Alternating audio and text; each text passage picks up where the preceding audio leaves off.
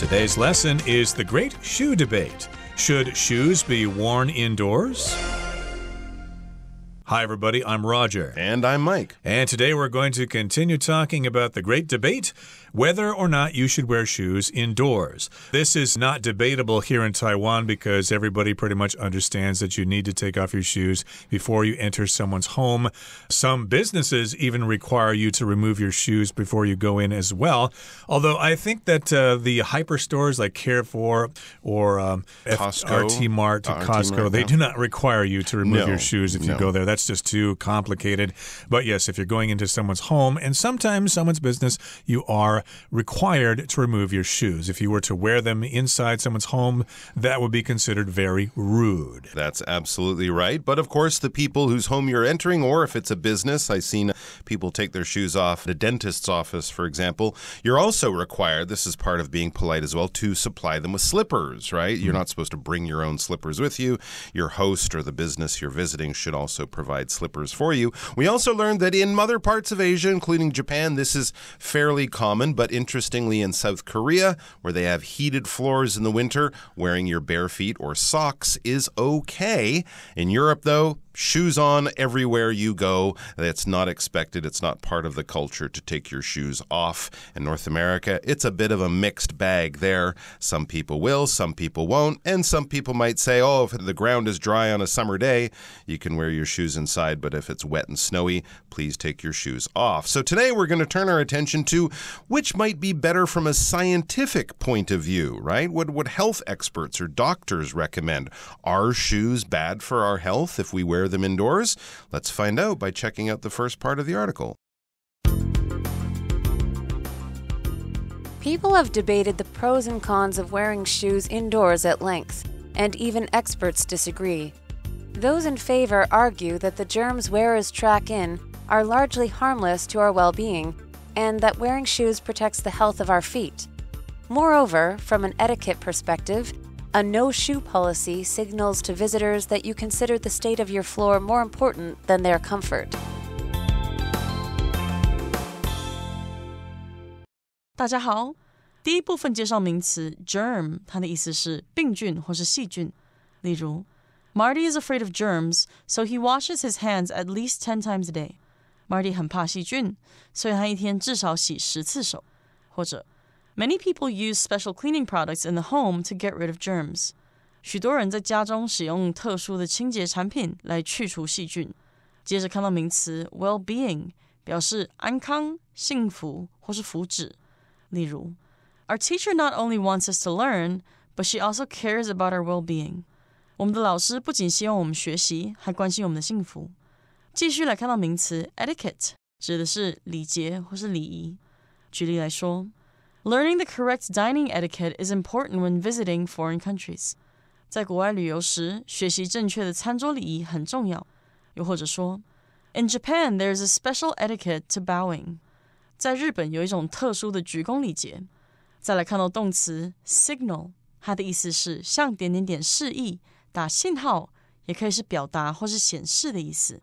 例如 I signaled the waiter that I wanted the bill. 我向服务生示意我要账单。也可以说 Linda turned the paper over to signal that she had completed the test. Linda 将试卷翻到背面来表达她已经完成了考试。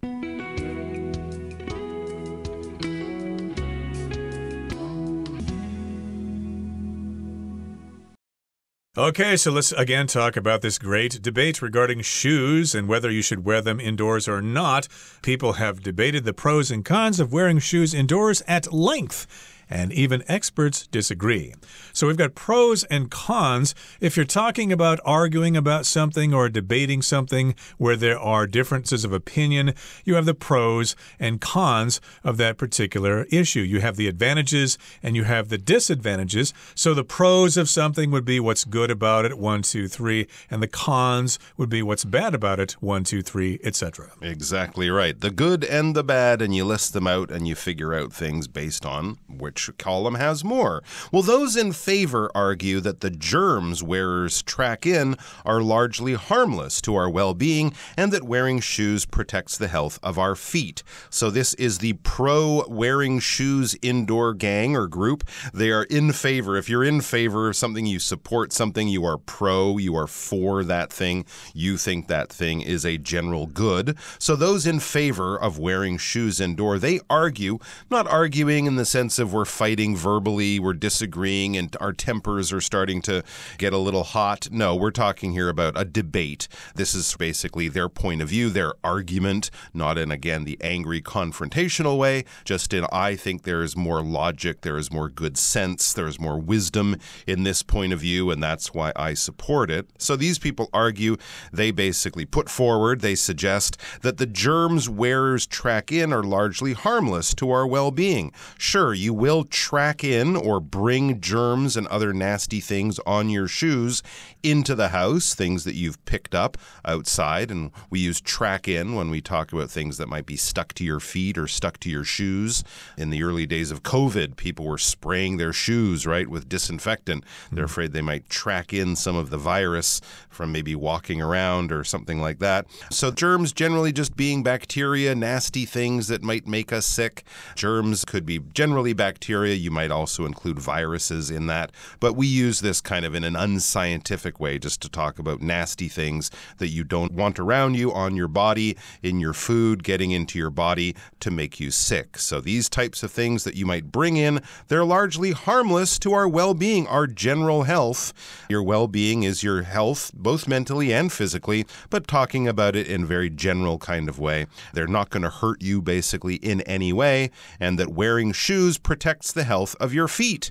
Of course, if you wear your shoes outside, that definitely makes sense, but even wearing your shoes inside can protect your shoes from if you drop things or walk in things or bump your toe against something. It'll protect your feet from being injured in any way. So shoes inside, a good thing. Yep, that's the pro to wearing shoes inside. These are the arguments in favor of wearing shoes indoors.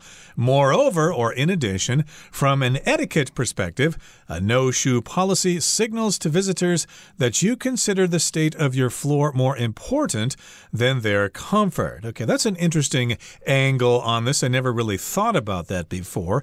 This is from an etiquette perspective. A perspective is a point of view, a way of looking at something, and etiquette just refers to the general rules of politeness in a society, what you're supposed to do, how you're supposed to react with people. Do you say please and thank you? Those are all rules of etiquette. Exactly right. So basically, general politeness, just being a polite person and a good guest. This perspective says a no-shoe policy. So having the rule that no, you have to take your shoes off at the front door. You can't wear shoes in my house. I have a no-shoe policy.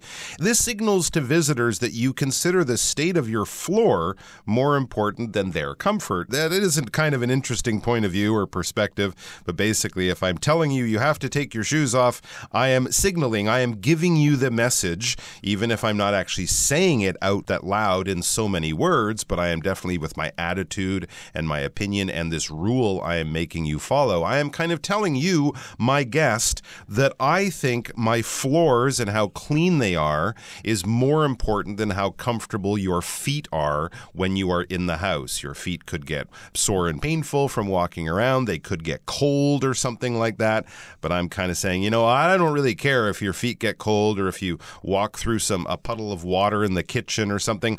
I need my floors totally clean, so take your shoes off. Again, I've never felt that someone who's asked me to take my shoes off at the door is more concerned about their floors, but maybe I'm not concerned enough about my floors. Maybe you should be more concerned about your floors. That's indeed. true. I also was thinking that maybe some people are sort of self-conscious about their feet being exposed because they might have stink foot. Right, or they just might have ugly feet. Or, really horrible-looking toenails or something like that, or whatever problem they might have. I'd like to keep my shoes on. I don't think I want people to see my homely feet, but it doesn't seem that people are too concerned about that because you're probably wearing socks and you will be wearing slippers. That's true. To sort of hide your feet. But we should also point out that as a good host, you shouldn't have someone come in and say, should I take my shoes off? And you say, well, how smelly are your feet?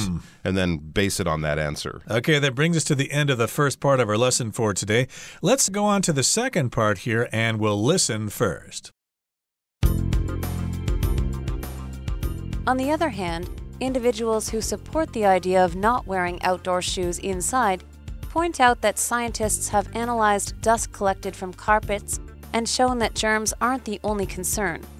In reality, various contaminants, from toxic metals to pesticides, can hitch a ride on shoes.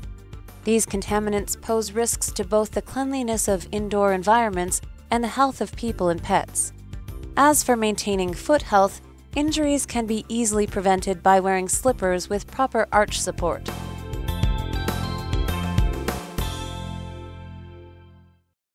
第二部分介绍名词 arch， 它的意思是足弓或是拱形结构，也可以是拱门的意思。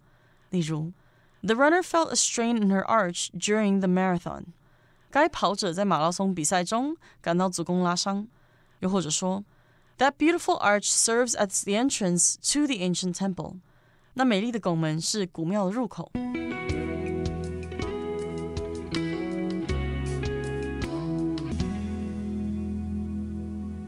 All right, we are back now with the second part of our article, looking at shoes inside, the good, the bad, the pros, the cons, the positives, and the negatives. Wearing shoes inside is not bad. It's not going to bring in germs. It's good for your feet. And plus, if you ask people to not wear shoes, maybe you're telling them that your floors are more important than how comfortable their bare feet are at home. Now, let's look at the anti-wearing shoes inside, taking shoes off and leaving them at the front door. The people who think that this is better, take your shoes off when you come in. I'll give you some slippers, but please don't wear your shoes inside. What are these people arguing? What is their point of view? It says, on the other hand, individuals who support the idea of not wearing outdoor shoes inside point out that scientists have analyzed dust collected from carpets and shown that germs aren't the only concern. All right, so they've actually done some science on this.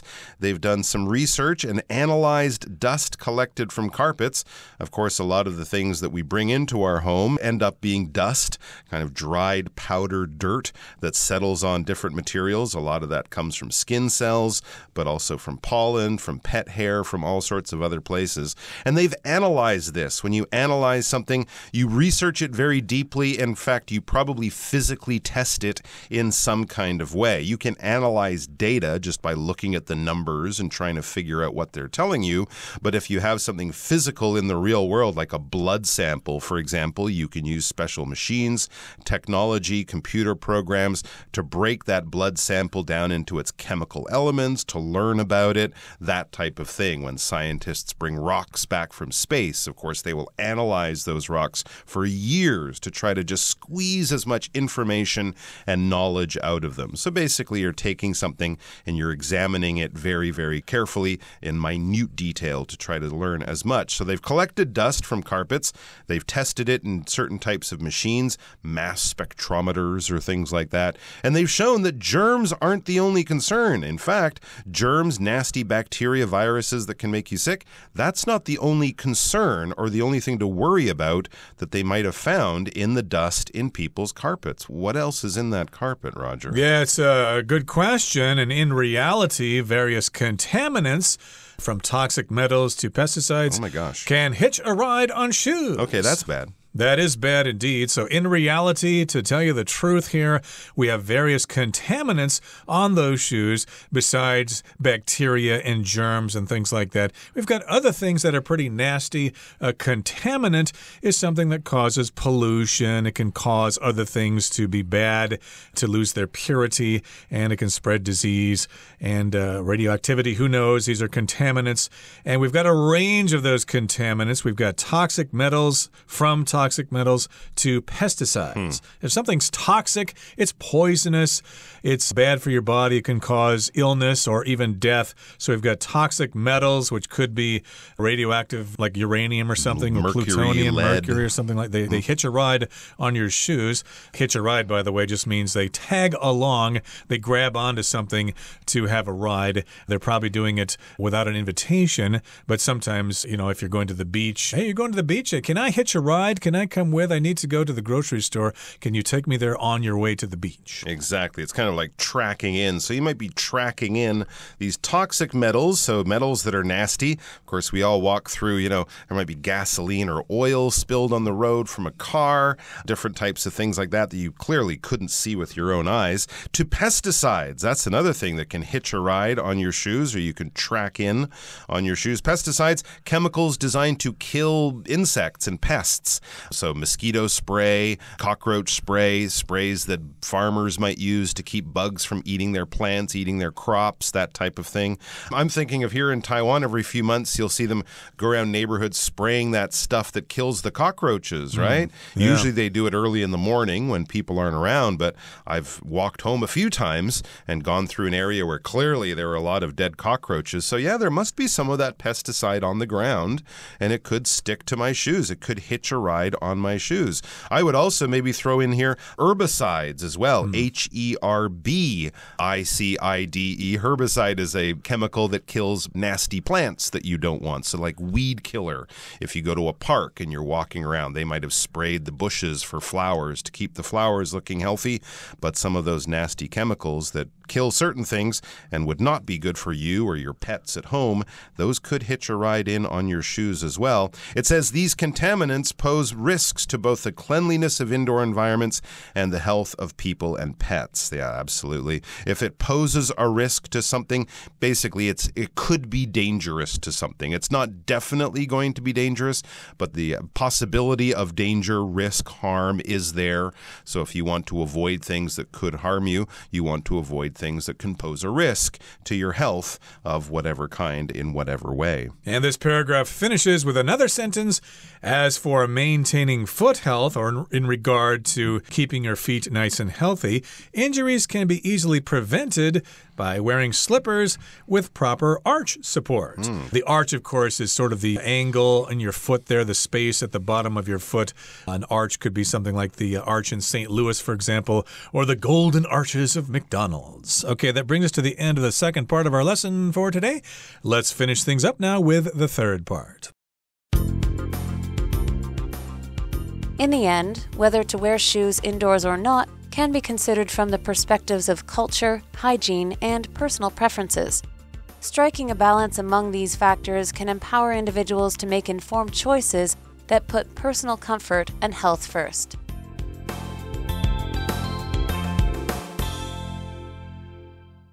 第三部分看到形容词 informed， 它表示了解情况的、见多识广的。我们可以说 Being informed empowers individuals to make better choices. 了解情况能使人做出更好的选择。也可以说 I read the news every day to keep myself informed. 我每天都会看新闻，以获得最新消息。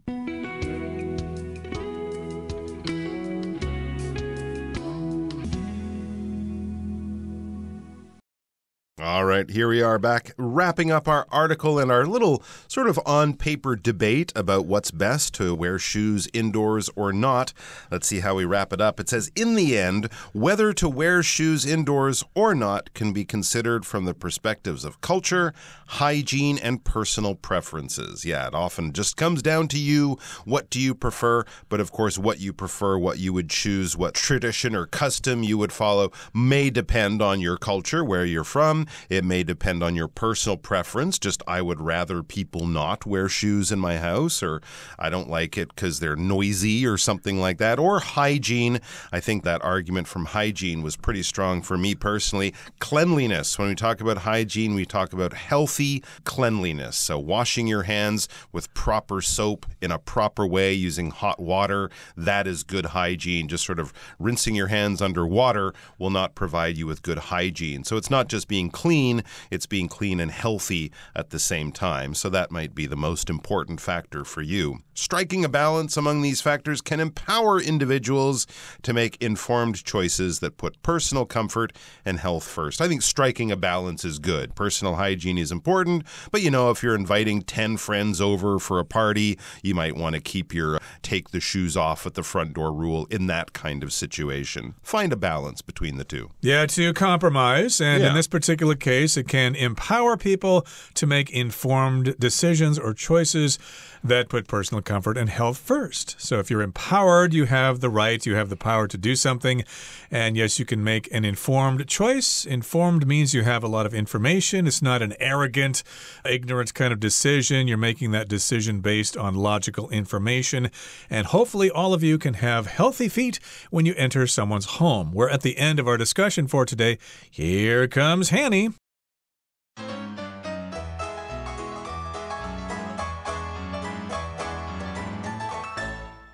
各位同学大家好，我是 Hanny。 我们来看今天的文法重点。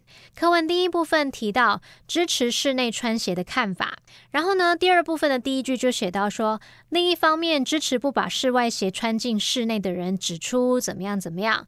那这文中呢，它就是用到 on the other hand 来表达另一方面怎么样怎么样。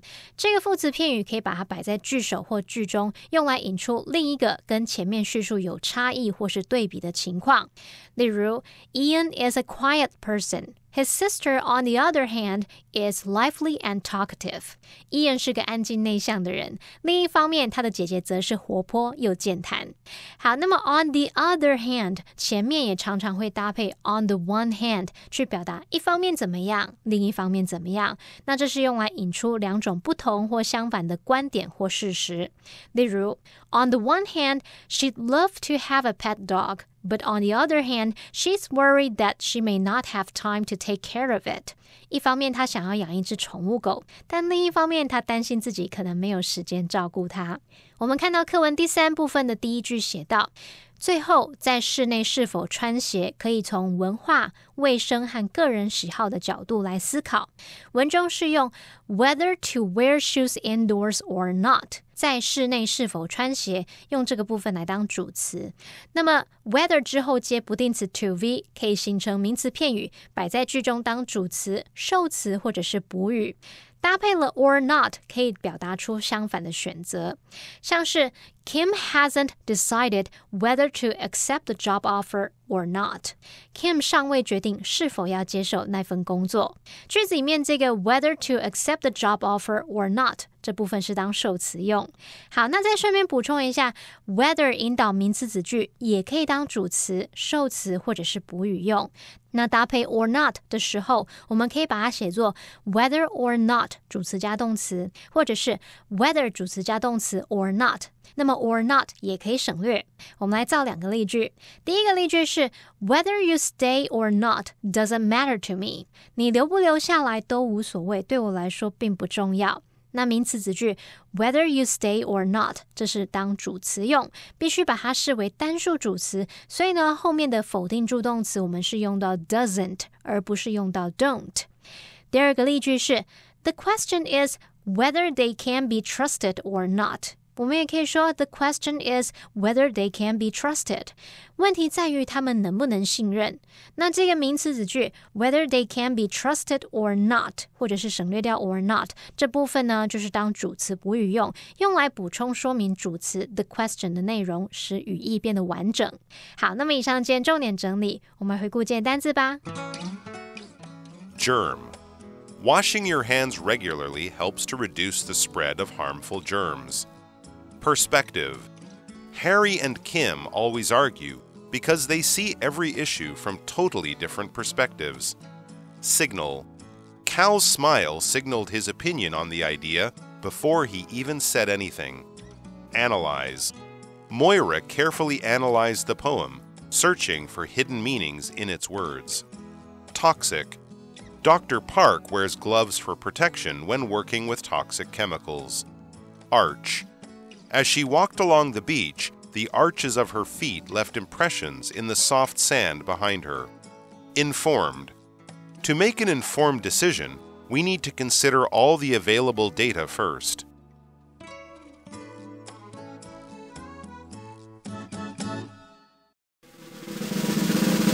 Discussion Starter starts now!It's time now for our discussion starter for today. The question is, what is your preference when it comes to wearing or not wearing outside shoes indoors? Why? I think it's better to remove one's outdoor shoes when indoors. Since Taiwan is a pretty hot country, wearing shoes inside might just be uncomfortable.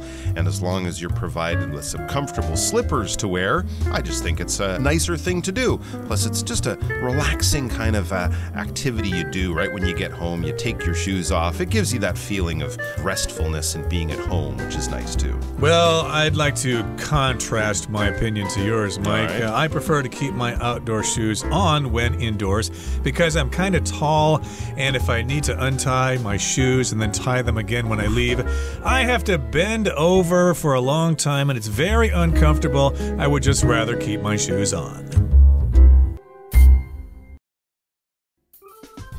Well, that brings us to the end of another edition of our program, and please make sure you join us again next time. From all of us here, I am Mike. I am Roger. See you next time.